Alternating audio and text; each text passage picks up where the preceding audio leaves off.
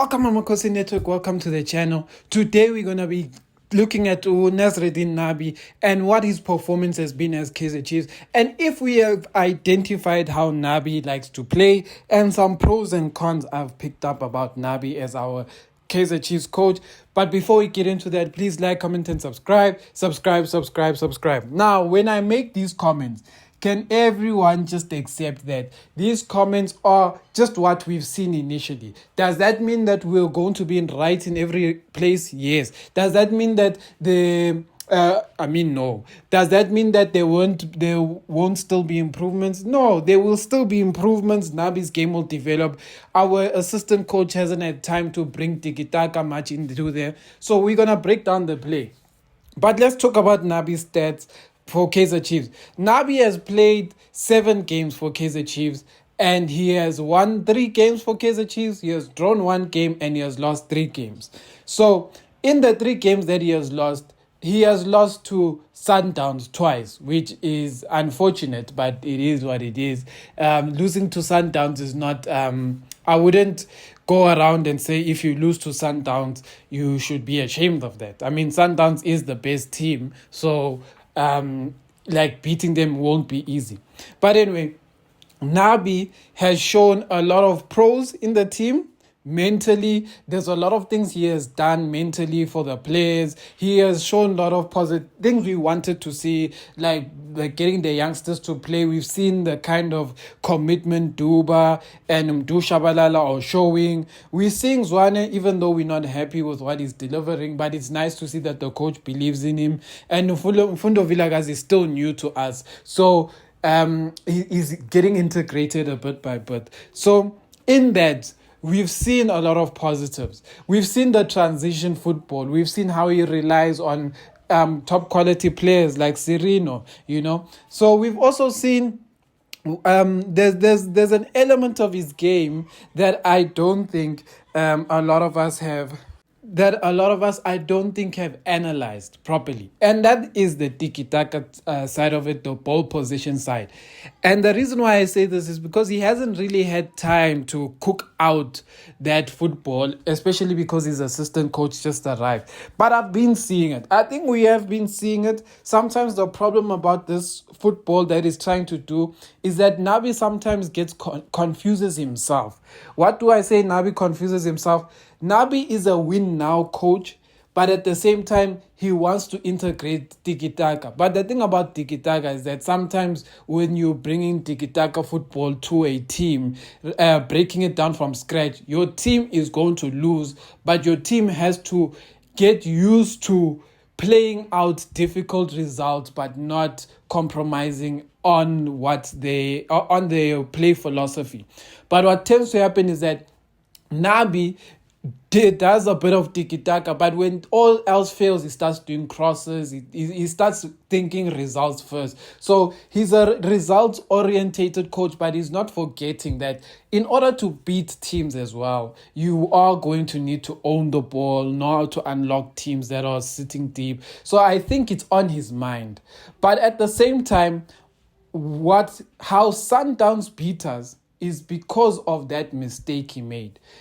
He decided to change how we choosing to play to try outsmart Sundowns, but at the end of the day, the players got confused. The players got confused on whatever strategy he was trying to show them, and against Sundowns, they got exposed because the players didn't know, are we tiki-taka now? Are we long balls now? Are we transition now? They just couldn't exploit anything. So the whole team structure collapsed. So that's why I'm saying I feel like Nabi needs to... That's the one criticism I'll have for him so far, is that his style of play has been difficult for us to understand. We know it's transition, but we've been seeing him try to add this more ball possession team, controlling the ball, moving the ball around and stuff like that. But when things get tough, his aim is to just pump the ball, get players like Cross into the box, get players like Castillo into the box just to header.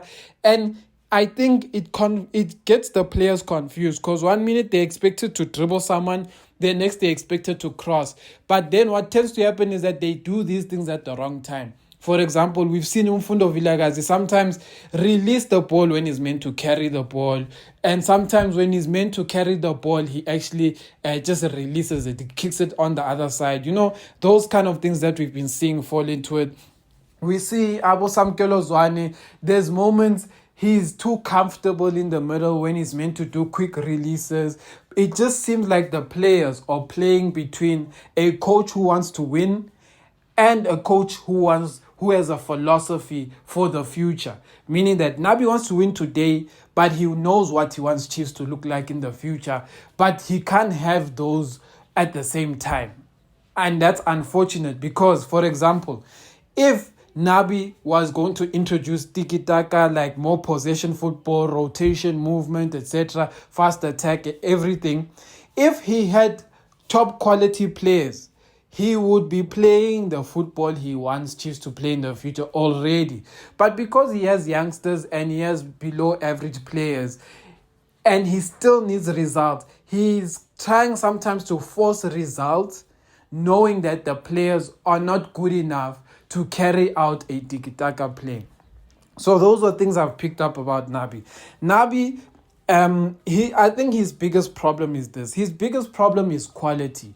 The quality in his team can't get out what he wants it to get out. So that's where he tends to fall short. But at the same time, I am now going to be critical. And I'm going to say this. Guys, we always knew Kaizer Chiefs had a bad squad, but I am not gonna stand here or be with you, tell you guys that the Kaizer Chiefs squad is a squad worth being 10th place. No, Chiefs, even last season and the prior season, Chiefs had a top 6 squad. Chiefs squad was even at times better than Stellenbosch's squad. Why do I say? A lot of you are going to say I'm crazy when I say that. Guys, Pasadena was not Pasadena that we know at Morocco Swallows. Let me start there. Next one, Mtetwa came from Black Leopards. No one really knew him. He became a star at Stellies. All of these players, Titus was being demolished by Umdu Shabalala and Umfundo Vilakazi in the DDC. Even Van Veek was being demolished by Umfundo Vilakazi, Mduduzi Shabalala, Duba. Our youngsters were demolishing Stellenbosch youngsters. Do you get? De Jong was struggling at Amazulu. Jaden was coming up, but Abo Samkelo were doing whatever they liked against Abo Jaden in the DDC. What I'm trying to say is this.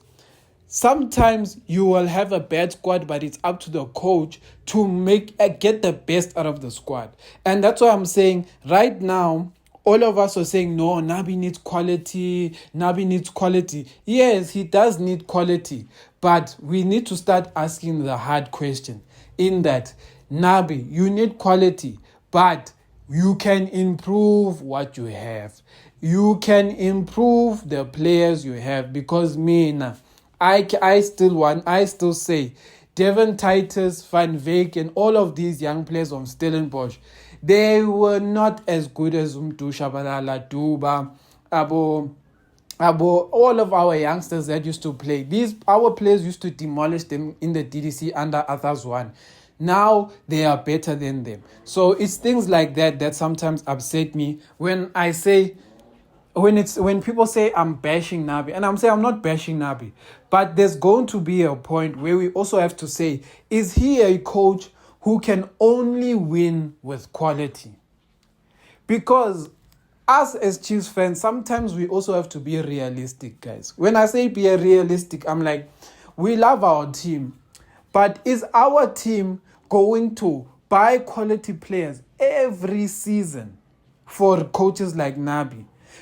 Or are they going to continuously go into the market and keep buying stars, especially with something like Sundowns hanging over everyone's head? And the answer to that is unfortunately going to be no. This season, this current transfer window, Kaizer Jr. pushed. It was one of the transfer windows where Chiefs actually showed the ability to push for players. But they didn't even get Apolis. They didn't get, they struggled to get Veli buys of the world. They struggled in the transfer market. And yes, in the next transfer window, we are going to sign players. But at the same time, I want to know, sometimes we also need to be able to take out the best out of players. And that is what I'm asking for Nabi. Nabi also needs to get the best out of the players, because the one player who I've seen Nabi improve is Shabalala.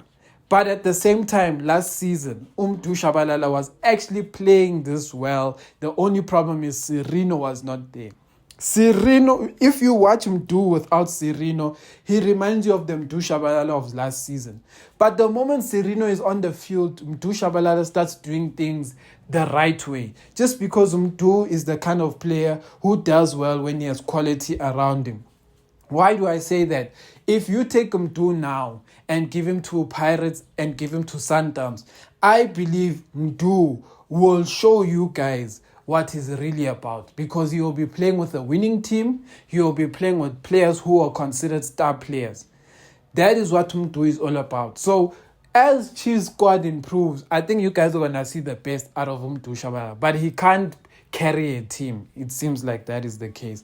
But that is all I have to say about Nabi. I'm still happy with him as a coach, but there are some adjustments I want him to make. I think in the past 3 games, SuperSport, Amakhosi, Sundowns, he really disappointed me. He flopped, actually. He was outcoached. I think for the first time, Nabi has come to South Africa and realized that the South African coaches are actually very technical. They are very technical in how they play, and that is why Chiefs could lose 4-0 against Sundowns, because how Sundowns goes to Al Ahly and beats Al Ahly 4-5-0 all the time. So it's like the same concept. When they're playing Chiefs, it's like playing the Al Ahlys of the world. They know how to beat the South African coaches know how to beat Taliban football. So the Taliban football needs to teach these guys certain elements to be in their game, which is the one of the elements that Nabi is trying to force into the South African players, is the mentality to not give up. And that is why teams like Wydad and all of these teams tend to kick Sundowns out of the Champions League, because of this no give up mentality. It's not to say they are better than Sundowns or play better football than Sundowns. It's just that they're never willing to give up. They'll fight to the last minute. And that's where and that's what Nabi is trying to bring into Kaizer Chiefs, which is what I've seen. Because Taliban football, to sum it up, Taliban is this: the players never give up. They may not be quality, but they're hardworking. And on top of that, they just talk too much. So they're shouting at the refs. They get the refs to doubt his decisions and start blowing in their favor. That is Taliban football in a nutshell. So sometimes it's irritating to watch North African football, because they are more worried about the ref than they are about playing. They diving and all of those things. And I just hope Nabi doesn't bring too much of that into our game, because sometimes it does get annoying. Because sometimes when I watch how Duba is reacting now to decisions and stuff like that, it's becoming petty. He's getting yellow cards for very petty things. So that's all I have to say. Amakhosi.